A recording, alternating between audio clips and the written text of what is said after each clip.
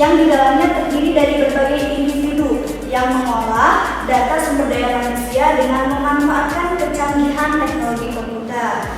Nah, salah satu tujuan penting dibuatnya sistem informasi manajemen adalah agar bisa mendukung berbagai proses dalam suatu organisasi, termasuk perencanaan, pengorganisasian, dan juga pengendalian. Sistem informasi manajemen harus mampu memberikan informasi terkait kondisi sebenarnya dalam suatu organisasi. Hal tersebut dihasilkan dari suatu kolaborasi antara teknologi informasi dengan ilmu manajemen sumber daya manusia. Dengan menggunakan sistem informasi sumber daya manusia, maka kita bisa mengelola absensi karyawan secara online dan juga sistem payroll yang lebih rapi dan terorganisir. Nah, untuk yang belum paham apa sih sistem payroll sendiri itu.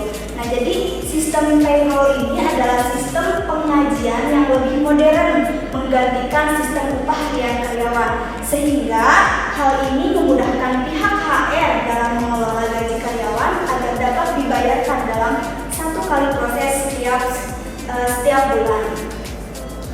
Karakteristik informasi yang mampu disajikan oleh sistem informasi sumber daya manusia diantaranya adalah tepat waktu, akurat, ringkas, lengkap, dan juga relevan.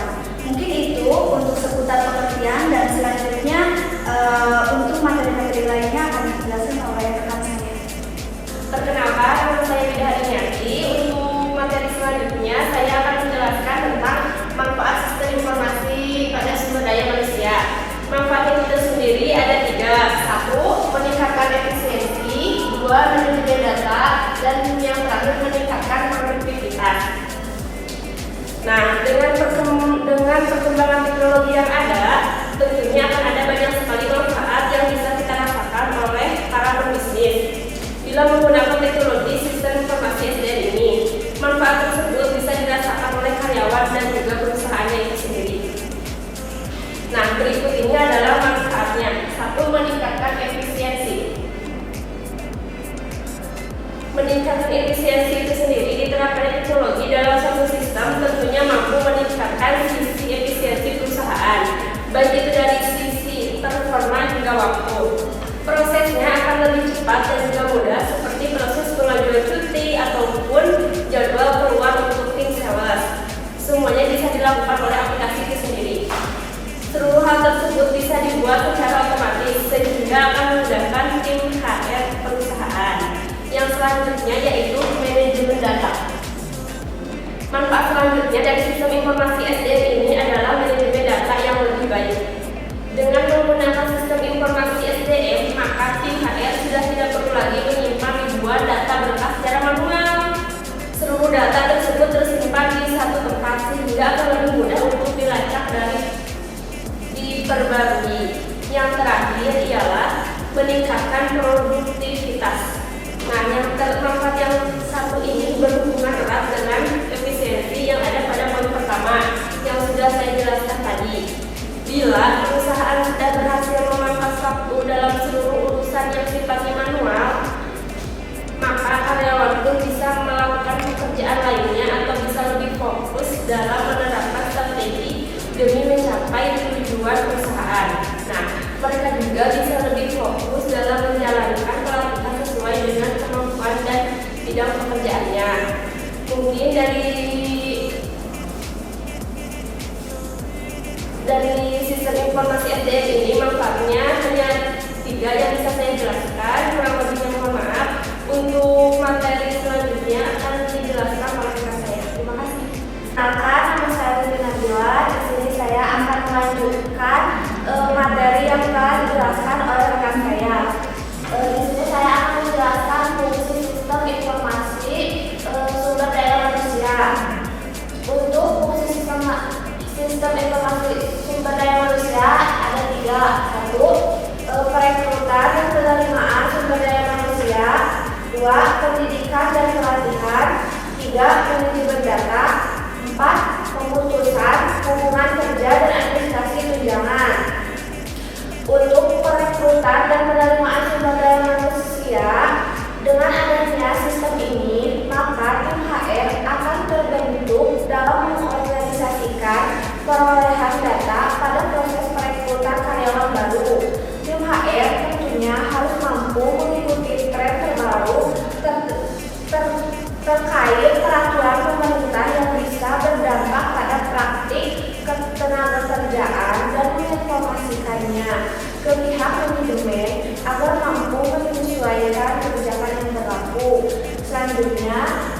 kedua, pendidikan dan pelatihan.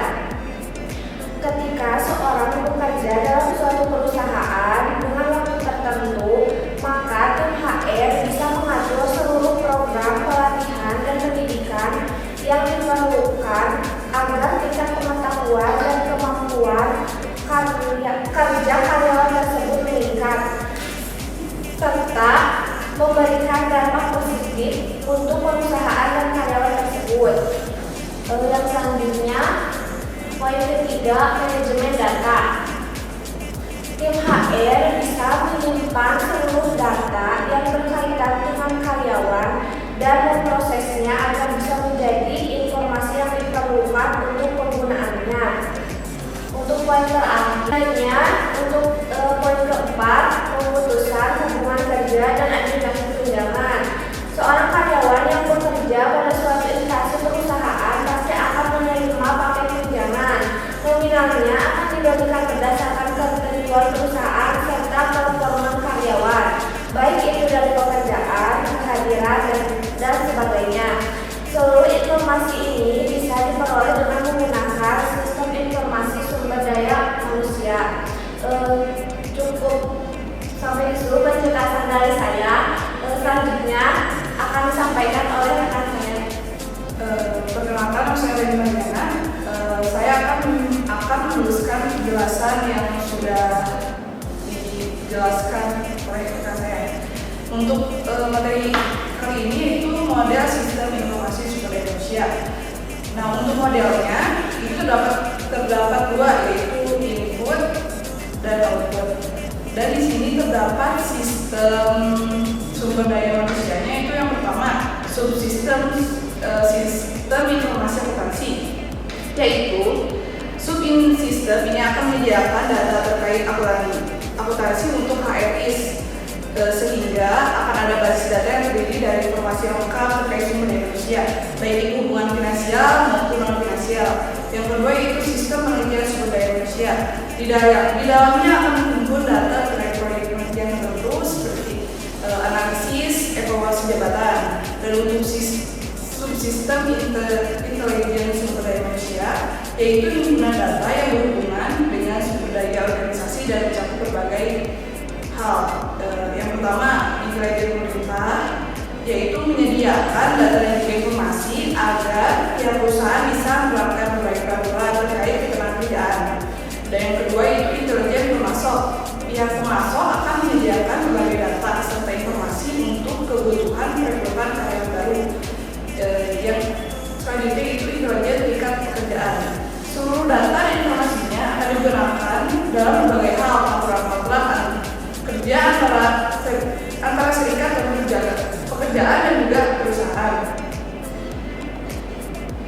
Lalu intelijen masyarakat global, informasi yang ada di dalam akan menjelaskan hal terkait sumber daya lokal seperti pendidikan, perumahan. Informasi tersebut bisa digunakan oleh karyawan serta komunitas agar bisa berinteraksi dengan baik. Lalu intelijen masyarakat keuangan, yaitu seluruh data dan informasi terkait ekonomi untuk perencanaan personil. Dan terakhir intelijen kompetitor, untuk memberikan informasi terkait kegiatan personalia yang berasal dari perusahaan persaingan dan informasi karyawan yang biasa Anda rekrut. Untuk sisi output akan dijelaskan oleh rekan saya. Terima kasih. Akan melanjutkan pemaparan dari rekan saya, yaitu mengenai sisi output. Terdapat 6 subsistem. Yang pertama itu subsistem perekrutan. Subsistem perekrutan yaitu informasi terkait pengadaan baik itu secara internal ataupun eksternal, yang umumnya berupa market karyawan, perekrutan, jadwal interview, dan juga analisis calon karyawan. Untuk selanjutnya yaitu subsistem manajemen angkatan kerja, adalah informasi untuk mengelola sumber daya manusia dalam suatu organisasi yang mencakup pelatihan, evaluasi, relokasi, suksesi, serta kedisiplinan perusahaan. Selanjutnya, subsistem tunjangan. yaitu di dalamnya terdapat informasi terkait upah serta kompensasi yang umumnya berhubungan dengan jam kerja dan kehadiran karyawan, perhitungan upah dan bonus karyawan, serta analisa tunjangan. Selanjutnya yaitu subsistem benefit, yaitu subsistem ini berbeda dengan kompensasi. Di dalamnya terdapat dana pensiun yang mampu memberikan manfaat lebih untuk karyawan. Selanjutnya subsistem pelapor lingkungan, yaitu informasi di dalamnya terkait keluhan yang dirasakan oleh karyawan seperti kesehatan, kecelakaan kerja, serta lingkungan kerja. Tambahan yang selanjutnya yaitu ada subsistem perencanaan kerja, yaitu informasi yang digunakan oleh manajer akan digunakan untuk perencanaan karyawan dalam jangka waktu yang panjang dan jangka waktu pendek. Informasi tersebut bisa digunakan untuk menganalisis perputaran tenaga kerja dan juga anggaran biaya. Mungkin itu saja yang dapat kami sampaikan. Terima kasih. Untuk kesimpulan akan dijelaskan oleh rekan saya. Dari penjelasan yang sudah disampaikan, dapat kita simpulkan bahwa sistem informasi SDM adalah suatu gabungan antara teknologi informasi dan juga ilmu pengetahuan manajemen sumber daya manusia. Dengan menggunakan sistem informasi SDM, Anda bisa mengelola absensi secara online dan viral dalam bentuk lebih rapi serta terorganisir. Untuk perusahaan dan karyawan, pengaplikasian sistem ini mampu meningkatkan tingkat produktivitas serta efisiensi dan juga manajemen data yang lebih baik. Dalam prosesnya, HRIS digunakan dalam seluruh hal yang berkaitan dengan SDM perusahaan seperti proses perekrutan karyawan, pelatihan karyawan, manajemen data, dan pembayaran gaji. Selain mempermudah tim HR, HRIS juga bisa membantu tim lain seperti finansial. Namun, untuk bisa membuat laporan keuangan yang lebih tepat, maka tim finansial perusahaan memerlukan software yang lebih khusus, yaitu software akuntansi. Namun, pemilihan software akuntansi harus dilakukan secara tepat dan disesuaikan dengan keperluan perusahaan. Nah, Akurat Online adalah software akuntansi yang bisa cocok untuk digunakan oleh berbagai skala perusahaan, mulai dari perusahaan kecil hingga perusahaan besar.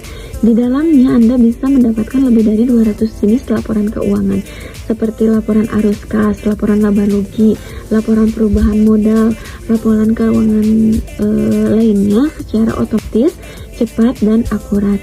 Selain itu, Anda juga bisa menikmati fitur payroll, penjualan, pembelian, perpajakan, manufaktur, dan berbagai fitur lainnya, sehingga Anda bisa mempermudah dan efisien dalam mengelola bisnis. Nah, itulah kesimpulan yang dapat kami sampaikan.